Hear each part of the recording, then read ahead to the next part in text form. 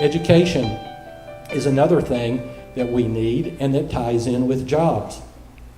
Again, many of the Republicans are very contented with our education system and they want to cut back on the funding for education. We now have a state surplus of $175 million.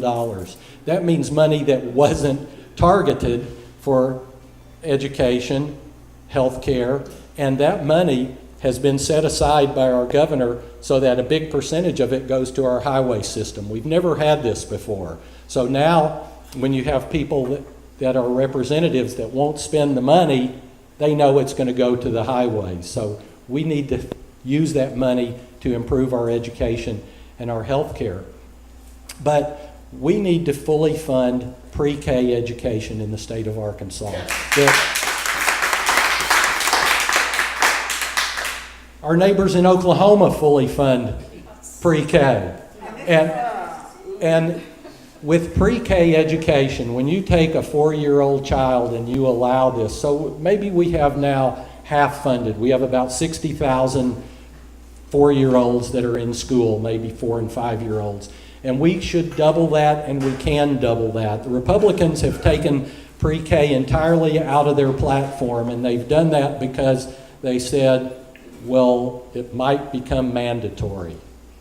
You know, it's not going to become mandatory because you can homeschool your children anyway. So it's a bogus reason. But if we fund pre-K education, every dollar we spend on pre-K saves us $7 down the road in remedial education, drug rehabilitation, welfare, prisons. I'm told that the prognosticators look at the number of kids we have now in kindergarten and they're funding prison growth in the future based on how many we have in kindergarten.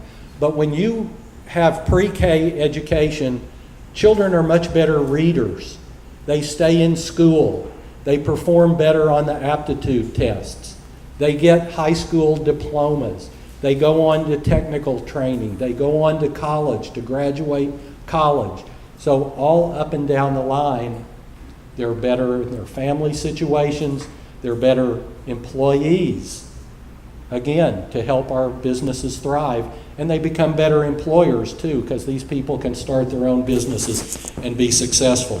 So there's a lot of things that go on in the state legislature that I think are no-brainers. But they're not no-brainers. These are battlegrounds. And I encourage you to stay engaged. You know, there are a lot of things that go on at the federal government that we can't do anything about. We can vote for this person for president and that person for Senate, but there's a lot of things that the state of Arkansas needs to do for ourselves and we can do for ourselves. And I like the idea of running for state representative because this is a size. There's 17,000 people plus that are registered voters in our district here. The word can get out. You can know your candidates. You can know me. You can know my opponent. You can make decisions based on who you can talk to, who's accessible, what the word on the street is. And, you know, so I want to be your representative and I want to be here for you.